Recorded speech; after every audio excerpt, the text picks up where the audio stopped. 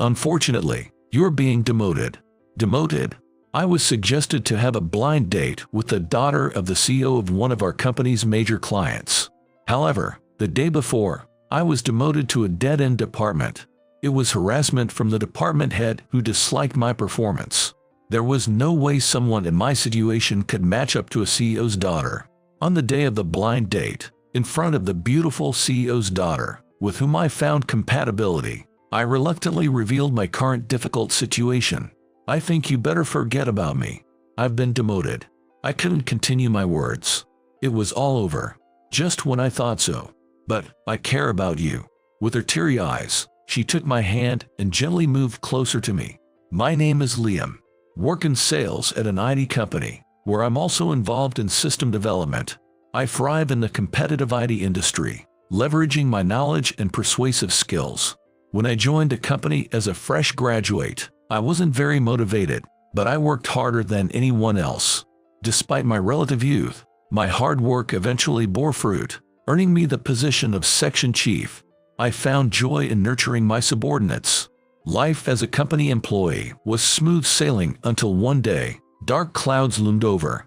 Elijah, who joined us from a major competitor, was appointed as the director, holding the same position he had in his previous employment. I was excited to work with such an incredible person, hoping to learn from their experience and expertise gained from another company. Nice to meet you. I'm Liam from the sales department. I'm looking forward to learning from you, Director Elijah. Liam, right. Likewise. I'd be happy if you could teach me about this company. We shook hands firmly, and I was looking forward to our work together, but then an unexpected situation occurred. Liam, about your performance. Director Elijah came all the way to my desk, holding last month's performance report. Sales department first section. My team's performance was top, and I was leading.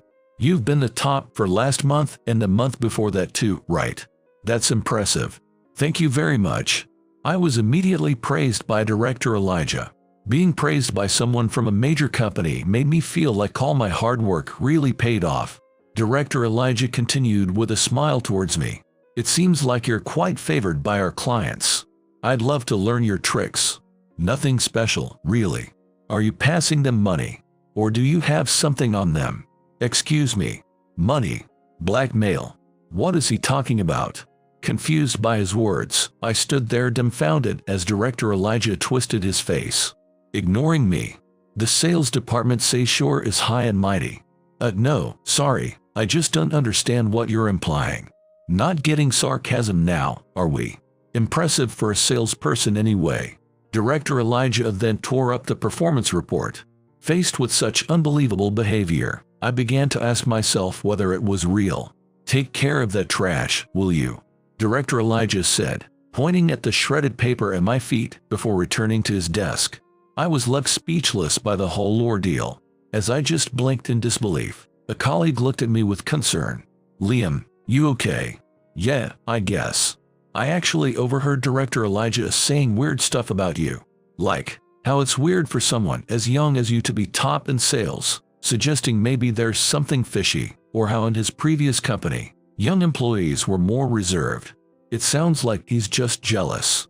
The fact that the director became jealous of me indicates that my efforts were indeed making waves. I decided to take it positively. However, things didn't end there. Since then, Director Elijah found ways to pick on me. Whenever my work went well, he'd say things like, Liam's clients must be easygoing. I wouldn't bother with such a rookie in a deal, or are you involved in something fraudulent? He'd make these comments loud enough for me to hear. And whenever I made a small mistake, he'd gleefully mutter, get too cocky, and you'll learn the hard way. I should watch myself. All I was doing was diligently working. I thought, this is what we say. Envy is the companion of honor. Each comment grated on me more and more. Despite my irritation, I couldn't talk back or criticize him because he was not only my superior but apparently related to the vice president. To vent the frustration accumulated from days of enduring silently, I found myself alone, drowning in alcohol at a pub amidst the bustling city streets. Because I am highly resistant to alcohol, I rarely got drunk, but that day I indulged deeply to clear away the stress.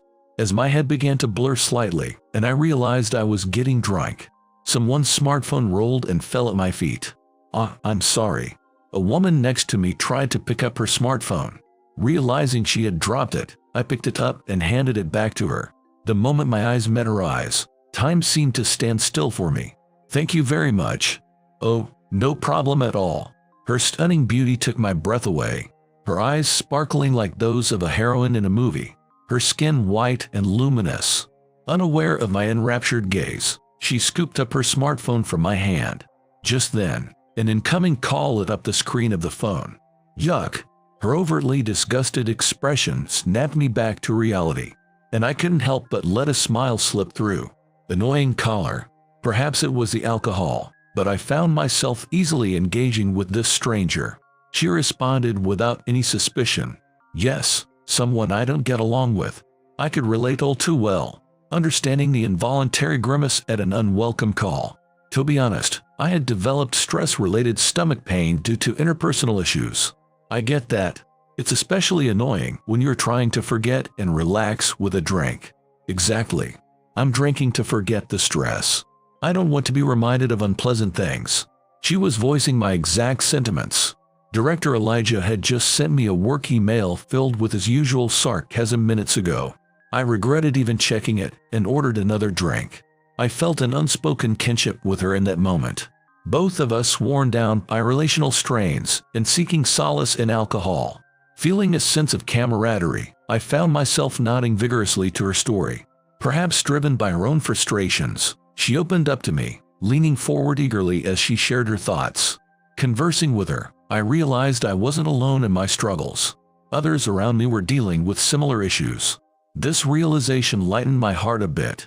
I was grateful to have someone to talk to as I took a good look at her face. Even in profile, she was stunning. Her manner of drinking was picturesque.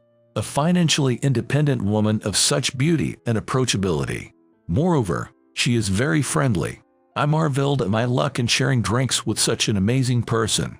With a foggy head, I mused that she doesn't even have any feelings for me, but this seemed like a reward for all my hard work. The next morning, I woke with a slight headache. Right, I had gone out to drink away the stress last night. I had hit it off with a beautiful woman, vented frustrations together. And then, what happened after that?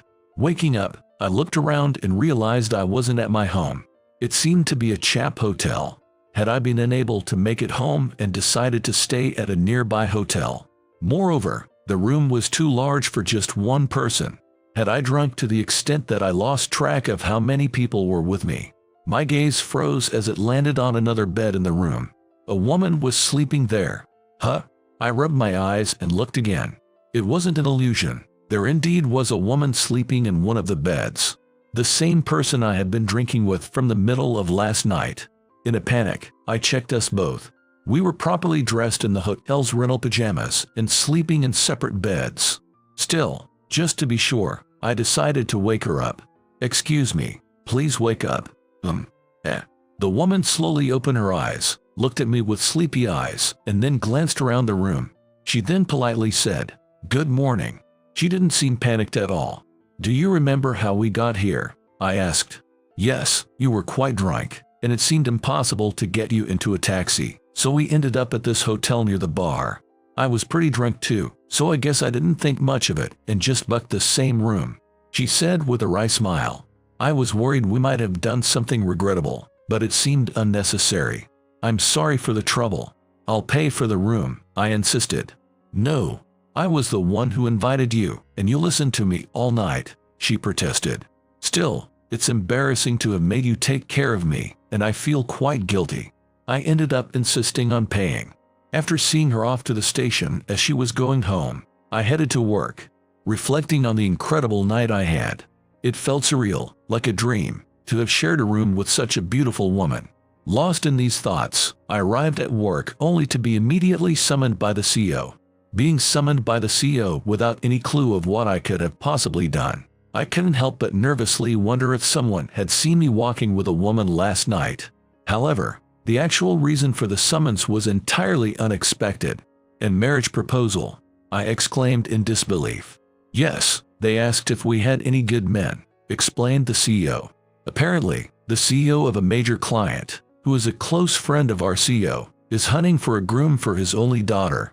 Since our CEO doesn't have a son, he decided to choose from his employees based on merit and experience rather than selecting from his own relatives or acquaintances, leading to my selection. Liam, you're well regarded by your peers and top in sales. The management rates you highly for the future, if you're interested, that is. Thank you. I'd be honored, I responded. Honestly, marriage wasn't on my mind, nor did I have a girlfriend. Still, being selected for this arranged marriage felt like an indirect acknowledgement of my potential to lead the company in the future. I was elated. However, the news quickly spread throughout the company, and as expected, Director Elijah couldn't resist taking jabs at me. He purposely sat in front of me in the cafeteria, dripping with sarcasm. Choosing such an unreliable employee. What is the CEO thinking? Director Elijah didn't bother hiding his animosity towards me anymore. I tried to ignore Director Elijah, but he just wouldn't stop talking. You're 35, right? I have a son the same age, but everything about him is different. He's good-looking, smart, wealthy.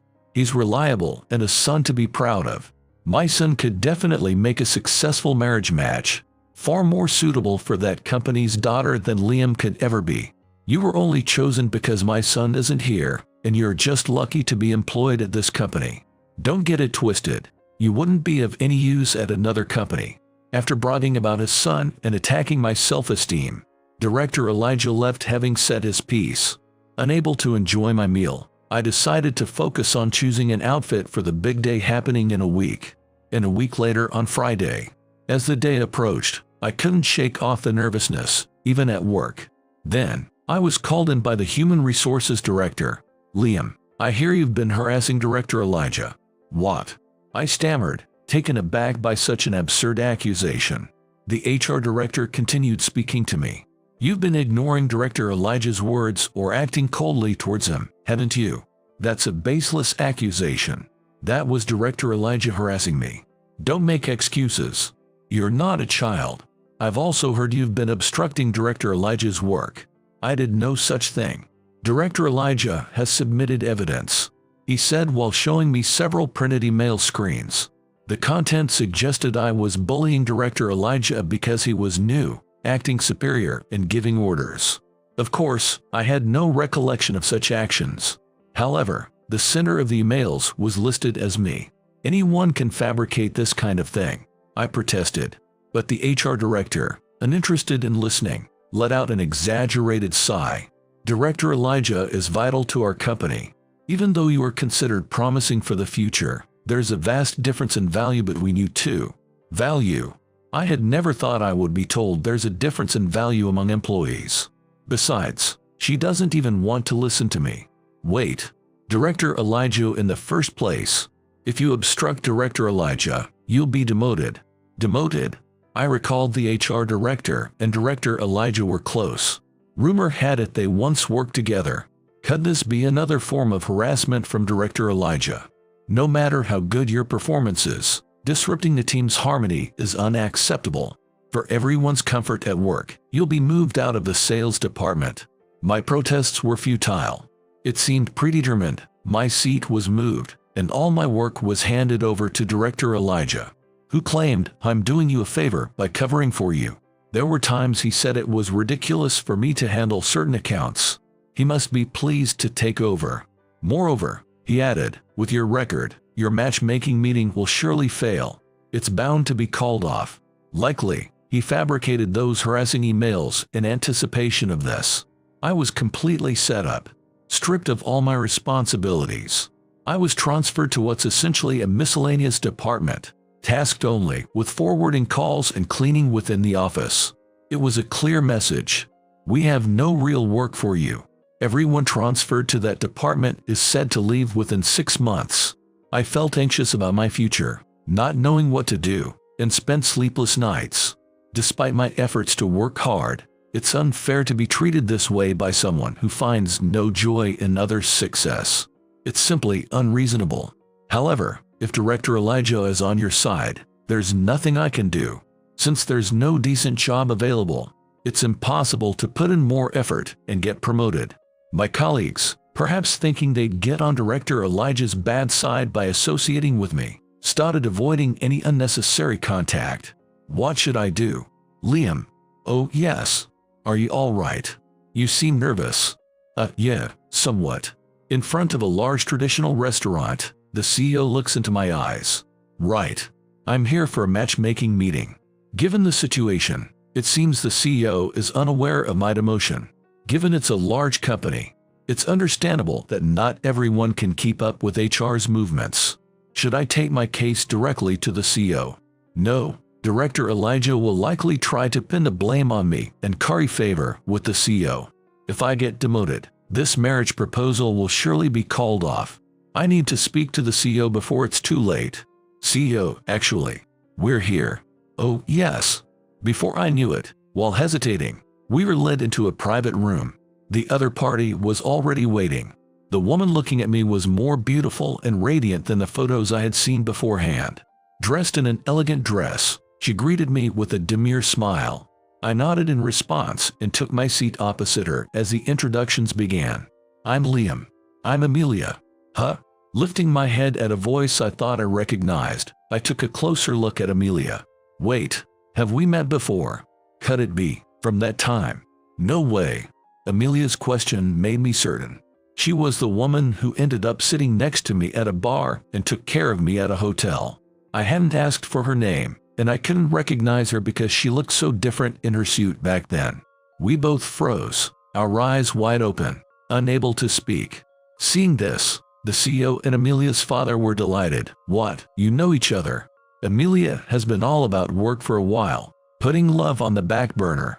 There wasn't a hint of any man in her life, to the point where I wondered if she disliked men altogether. If there was someone you got along with, you should have said something earlier. Oh, well. Amelia's father smirked as she fumbled for words. It would be intrusive for us to stay here. Yes. How about it? I can recommend a place nearby that I frequent. Please do. The CEOs quickly left, saying, the rest is up to you too. I couldn't help but lean in the moment they were gone. I can't believe it's you. I'm just as surprised. I had no idea you were CEO Davis's daughter. Oh, right. It's different from what you expected. Huh? Were you disappointed that the heiress was me? I immediately denied it with a wry smile from Amelia. Not at all. Actually, I'm glad it's you. I've always been bad at formal occasions. I was wondering how to keep the conversation going. Amelia seemed a bit surprised but then smiled, relaxed her posture from sitting formally, and loosened up a bit. That's a relief. We've already shared drinks until we were wasted, so why not have a casual drink again today? That sounds good. It's on my dad, so feel free to drink as much as you like. Between the courses that had been ordered in advance, we kept ordering drinks, though of course, we were trying to keep it moderate this time. Do you work at your father's company, Amelia? Yes, that's right. He's talking about wanting me to be the next CEO or something, but I find that idea outdated and unpleasant. I wish he'd see my capabilities, not just because I'm his daughter. That's quite a big conversation. But if Amelia weren't competent, he wouldn't even consider such a thing. I hope so. And you, Liam, working at System Cherry Inc., that's impressive too. Being in sales at such a big company. Oh, well actually, I knew I probably shouldn't discuss it here, but I thought it wasn't right to dodge the subject of work during a matchmaking meeting. So I ended up revealing that I had been demoted. Due to some internal political issues, I was moved from the sales department to basically a sideline position. Some political issues. I hesitated to speak ill of Director Elijah to someone outside the company. This was my problem, and I couldn't share stories of harassment from colleagues. All I could say was that being around me wouldn't lead to anything good, especially for the daughter of a client. That's why I think you should probably stay away from me. Why would you say that? We get along so well. I don't want to talk about social standing, but if it got out that the CEO's daughter was engaged to someone in a sideline position, I just couldn't bear the thought of causing trouble for you, Amelia. It's not a bother. I can handle it. This isn't a normal marriage. People won't accept it. I plan to explain the situation to our CEO later. Then, this matchmaking will surely be called off. So, please, think of me not as a potential match, but as a friend to grab drinks with. But please understand, I'm saying this because I care about Amelia. I still care about you, Liam. Amelia's expression darkened. However, she held back any further expression of sadness, and like that night, we shared drink again. I made excuses about public perception and all that, but in the end, it was all my fault. I had wronged her. I had no face to show her anymore, and we likely wouldn't meet again. Months passed without any contact from Amelia. I remained in the administrative department without a transfer, not being assigned any real work. I spent my days without goals or a sense of fulfillment. I heard rumors that Director Elijah's son had been recruited into the sales department. Naturally, he was receiving work directly from Director Elijah and was being doted on. A few days after hearing this, I was cleaning the floor near the sales department, and there I spotted the son of Director Elijah. Mateo, just as his father said, indeed had a refreshing look and seemed to be popular among the female employees. Some of the work he was praised for was originally my responsibility. He naturally took over what I had built. No, maybe he was just given it without knowing anything. One-sided jealousy isn't good. That's exactly like something Director Elijah would do. Thinking that continuing to watch him would only sour my heart further, I decided to leave the area when our eyes met. You must be Liam. I had a bad feeling, but he approached so quickly, I couldn't escape. I've been meaning to thank you at some point. Thank me. Yeah. For everything I've received. Like the work and, well, CEO Davis's daughter. What? How does he know Amelia? Mateo seemed pleased with my astonishment. You're the one who called off the engagement, right? Our CEO was quite troubled by it. So, the talk came around to me. I definitely owe the CEO an apology. He chose me, and yet I ended up behaving disrespectfully. The disappointed look on his face when I reported back is something I still can't forget. Being related by marriage to CEO Davis would secure not only my family's future, but also the company's. Unlike you, I have the ability to make many people happy. Related by marriage. They set up a meeting for us, and we immediately started dating with marriage in mind. Mateo and Amelia are dating. I see, that must have been Director Elijah's goal, so it's a natural progression. Amelia has accepted his proposal then. I see. I was so shocked I couldn't find any other words, but I had no right to feel this way. After all, it was me who broke off the engagement. That night, for the first time since I met Amelia, I headed to the bar where we first met. I was hoping that alcohol would help ease this fog of emotions. Also, I had this pathetic hope of running into her again, but as expected, things don't work out so conveniently. I stayed at the bar until the date changed, but of course, I didn't run into Amelia. Today, I made my way home with steady steps. In front of the apartment where I live alone, there was a woman crouching. Could it be Amelia? Am I seeing hallucinations because I'm drunk? Even as I got closer, the hallucination didn't disappear. Amelia. I tried calling out, and she reacted. She looked up at me, her face clearly flushed from alcohol. Liam. Amelia. How did you know where I live? It was on your personal data file. Oh, right. Anyway, I can't just leave her like this. I'll call a cab for now. No way, I don't want to. Since I'm already here, let's drink together. Please let me into your house. My tipsy mood completely vanished. Despite having a boyfriend, what is she saying? Please be reasonable. I just can't allow a woman who is about to get married to enter a man's house. Liam, you're so serious, huh? But if it's with you, Liam, I thought it might be okay. What are you saying? Even if she's drunk, that's too much to say. In any other place, such a mistake wouldn't be surprising. Seeing me clearly flustered, Amelia laughed heartily. You have such funny reactions, Liam. Stop teasing me. I'm sorry. But just one drink, please. I'm begging you. Her gaze was serious, not seeming to jest or appear drunk. It was as if being refused by me would be the end of the world. I could even feel that intensity. All right. In the end, we decided to have a drink together under the condition of just one can of beer each. But really, was that okay? After all, she has someone like Mateo. I couldn't help but ask, worried about it. There's this guy Mateo at our company. Are you two dating? Yeah. Amelia's eyes, which had been cheerful until now, hardened. The can made a denting sound as it slightly crumpled. My dad insisted on the matchmaking. That guy, he's all nervous around me just because I'm the CEO's daughter, and all he sees is money. It's really unpleasant. Is that so? I have to keep up appearances for my father, so I'm going along with it, but he's no different from anyone else. He only sees me as the CEO's daughter. He doesn't know I like to drink, or that I have complaints about work. I don't even want to tell him. Sitting next to me, Amelia rested her head on my shoulder. I was startled enough to jump, but then I realized she was crying. It's just great. Plenty of people are drawn to me because of money, but the one person I want, I can't have. Are you saying, if I were to marry, I would have wanted it to be with you, Liam? Amelia.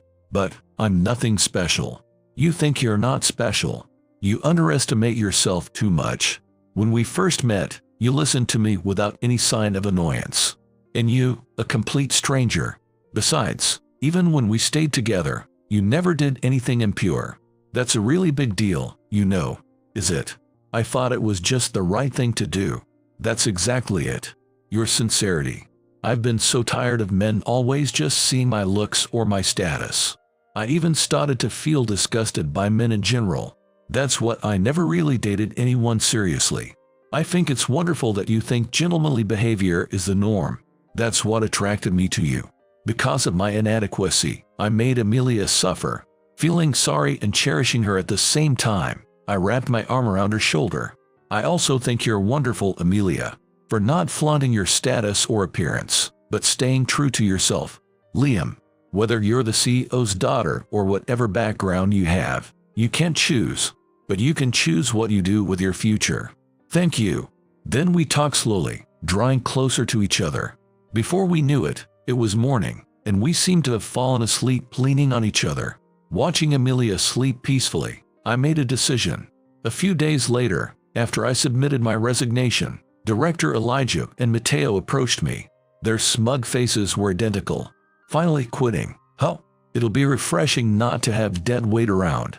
I don't know how you lasted this long. I couldn't have done it. They were the same as always, but I didn't feel as uncomfortable as before. Then, the CEO himself came over to us. Liam, thank you for your dedication.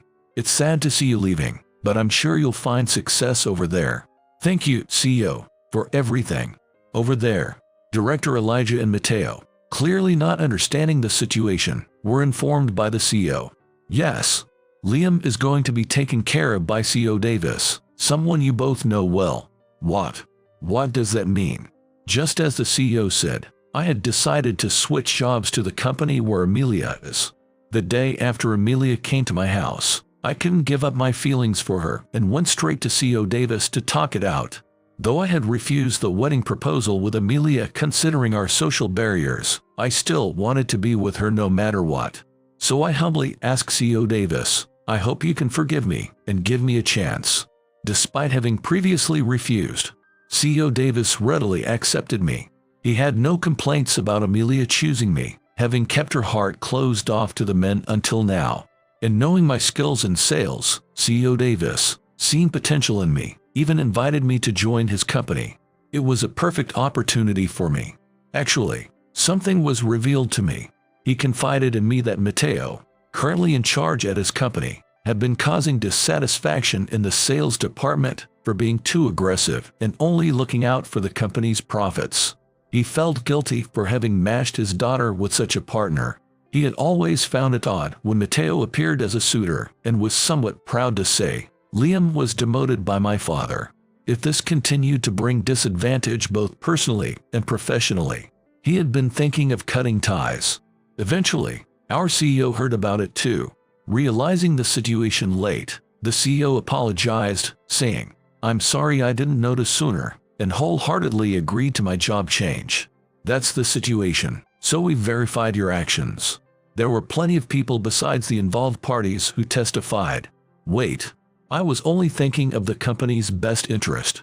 If that's true, then not being able to recognize talented individuals means you're not suitable to be a director.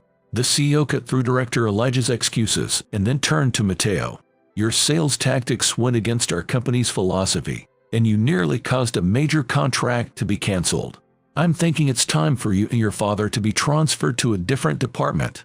Transferred to the administrative department. Start learning about society from scratch there. Thus, Director Elijah and Mateo were demoted together, companionably.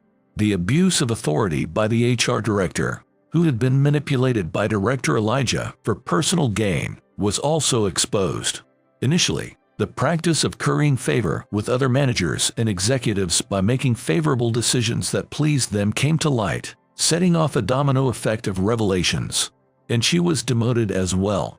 I heard from a former coworker that they are trying to act big in the administrative department, but no one pays them any mind. My former workplace is now also where I work. It took time to rebuild better relations, but thinking of those who accepted me makes me strive harder. And now, I have someone waiting for me at home.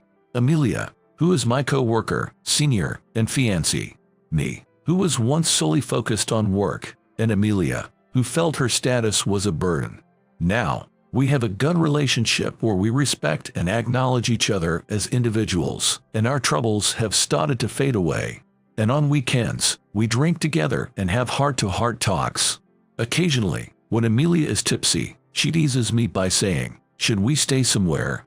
You know, like a continuation of that time, how about it?" Leaving me flustered. I respond with a timid "let's wait until we're married," but it seems she likes that about me too. I'm grateful for the chance to have met someone like her and want to continue bettering myself for the sake of my loved one. That's what I think.